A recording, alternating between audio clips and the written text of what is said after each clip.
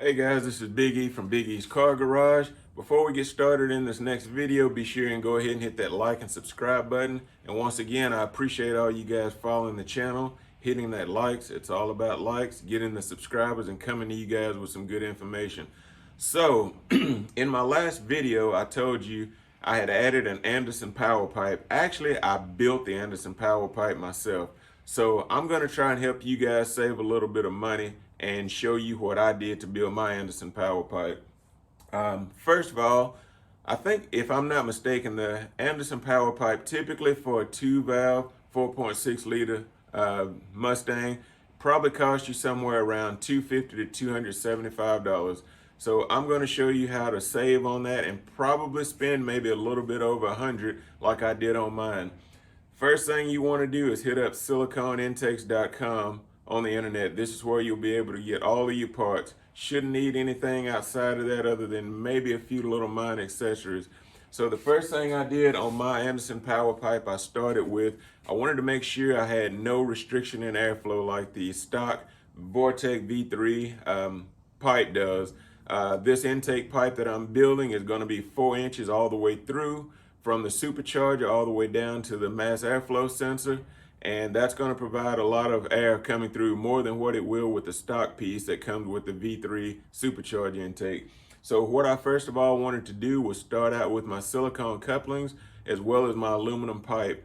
So what you're going to need for this, the first couple of things, is going to be a 4-inch on one end, 3.5-inch reducer on the other. That's going to be your 45-degree elbow that starts at your head unit. That head, up at the head unit, like I say, that's going to be 3.5 inches. You want to make sure that fits snug. And one of the other things I'm going to suggest to you guys is I always use the T-bolt clamps. They're just going to be better. You have no issues with them coming loose or popping off. So all the way through this video, you want to make sure you keep that in mind. And once you make your order, use those T-bolt clamps. Like I say again, the first thing you're going to need is that 4-inch to 3.5-inch silicone reducer. As you can see on my car, I went with the blue colors. Next thing you're going to need is a 45-degree 4-inch silicone coupler. That's going to go from the other end of your pipe down to either your mass airflow sensor, air filter, however you have your setup. Next thing I did, and I've kind of learned something with this. So what I did, I ordered a 45-degree 4-inch through and through aluminum pipe. I ordered the 2-foot length, but you will have to trim this down some. Now they do sell a 1-foot length. It's going to depend on your application and how you go about building this. So I went ahead and went with the 2-foot piece just so I could trim it down and cut it to my exact length. If I went with that foot, I was afraid I may end up being too short. Although you can compensate with that with your couplers, because your couplers are going to come in a standard length, and you will have to trim those down. Again, you're going to have to fit this to your car just to make it perfect. Next thing you're going to need, like I say, you want to, and this is, again, guys, it's going to depend on what you want to keep on your car. So on my car, I added 2, or actually 3 extra 1/2-inch barbs hose fittings. I wanted to be sure I kept my IAC that goes to the throttle body, as well as a PCV valve and the breather hose that goes over to the driver's side crankcase. So those are 3 items that you're going to need as well. And you can pick up some silicone or either just rubber gaskets to seal those off once you get those on. So my first step I wanted to do is I fit this on. Like I said, I wanted to make sure I started at the head unit. I took my 4-inch to 3.5-inch 45-degree reducer. I trimmed that down to a certain length just to start. As far as my 4-inch aluminum pipe, I went ahead, I probably trimmed, I would say maybe a little over 1/2 foot off of each end just to start. I just wanted that middle elbow section to start as I started fitting this up. Once I got that done, I will suggest you are going to have to trim out your inner fender well, because this 4-inch pipe will not fit through the stock hole. Now that metal right there is pretty soft, so you shouldn't have any trouble taking your Sawzall, even some tin snips, whatever you want, just to get that a clean look anyway. And I, again, like I said, I put rubber hosing over that just to prevent any sharp edges. But you will have to open that fender well entry up, because if you don't want to scratch up your nice new fabricated pipe that you're building, I suggest you hollow that out as much as you can, just to make sure you've got ample space as you fit this and mock this up. Next thing I did was myself, I took off the right front wheel just so I could get to the fender well and access my air filter and the mass airflow sensor. So I removed all of that from the stock setup that I had. Once I got the elbow on the head unit and the piece on my pipe, just as I mocked this up, I wanted to make sure I knew where my air filter was going to sit. So my air filter did come with a mount that came with the V3 that was mounted to my stock fender well. I actually removed that and my air filter sits up a little bit higher. A lot of guys have said when you use this setup, which I typically never drive my car in the rain, I'm either always at the track or on the street, but they're afraid of driving in the wet and getting the air filter wet. My air filter actually sits up a little bit higher, almost right behind the fender well now. So it's not like I worry about any water, to begin with. Once you have that up there, like say your air filter, it's going to be hard to mount that, which mine actually isn't mounted. It just sits to the side off of the coupling. And with those T-bolt clamps, again, I can move that air filter and I really don't have to worry about it going anywhere. I don't worry about it coming loose. So for my application, I'm perfectly fine with that. As you start trimming down your 4-inch intake pipe, the next thing you want to do, like I say, after you get everything fitted up right, this is when I started taking a step bit and I started drilling my holes for the 1/2-inch barbs. Again, like I say, you have 3 hoses that are going from your factory setup. One goes to your throttle body, there's another one that goes to your PCV valve, and then there's one that actually goes over to the crankcase driver side.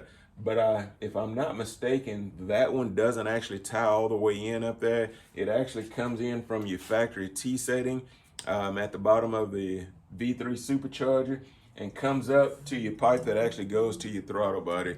So you'll be able to see that how that's done just on your V3 setup. Once I got those barbs in, I actually took some flat O-ring rubber washers to seal that off. Once I had all that on and the lock nuts on and everything locked down, it looked like it was time to go ahead and put the pipe in. So that's what I did. Once I got everything mocked up and I was sure it fit fine, I started putting on my clamps. I actually had this as one piece because I wanted to get it fit in just to make sure everything was going to fit perfect. I actually went ahead and put the pipe through the fender well first before I mounted it up to the head unit because I wanted to know exactly where my air filter was sitting. Again, like I say, it turned out well. Once I got up to the head unit, the only thing I had to do was just move it around a little bit to fit that 3.5-inch lip, the silicone coupler over the head unit. Once I got that on, I bolted my T-bolt clamp on and I was ready to go. Now, everything looks good. After that, it was time for the test drive. So this is the part I'm excited to tell you guys about. And again, it all depends on your preference. I have heard a lot of guys in the 2-valve world that has went to the Anderson power pipe. A lot of these guys claim an 8 horsepower increase. I have not yet taken my car back and had it dyno tuned, which I plan to do that before the end of the year because I've made a couple of other additions as well. And of course, you guys know I put the new 4R70W built transmission in, hoping to shoot for next year on this new build, 900 to 1,000 horsepower. So back to the test drive. Once I got this thing out on the road, the first thing I noticed was the whine of the supercharger that I could hear. I was like, is that my car? So I got off the gas. I'm like, okay, is that my car? I stepped on the gas again and you could clearly hear a distinct whine coming from your supercharger. So if you guys have been wanting to hear your supercharger, whine, whistle, whatever you want to call it, this is going to be it. This thing is pulling in a lot more air. And like I say, I have a distinct supercharger sound now, which sounds good going down the road. I think guys like it when you pull up to them or they just hear it on the street. They definitely know your car is super tuned or supercharged, I'm sorry. So that was one of the big differences I've noticed. Now, as far as driving, again, I can't tell, if I have any more horsepower, any more power. I know the car is getting more air. I definitely have a distinct supercharger sound.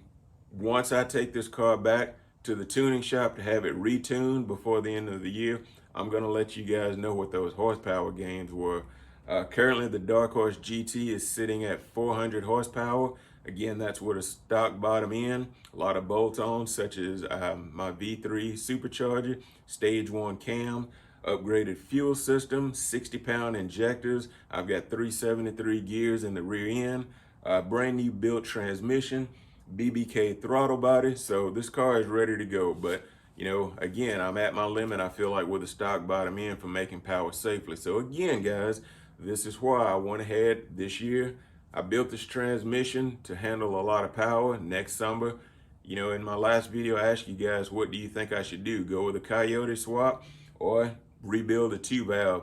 If in case I do go back with a new built 2-valve, this thing is definitely going to be on E85. I will also have a meth injection on it. So we're going to be ready for some power.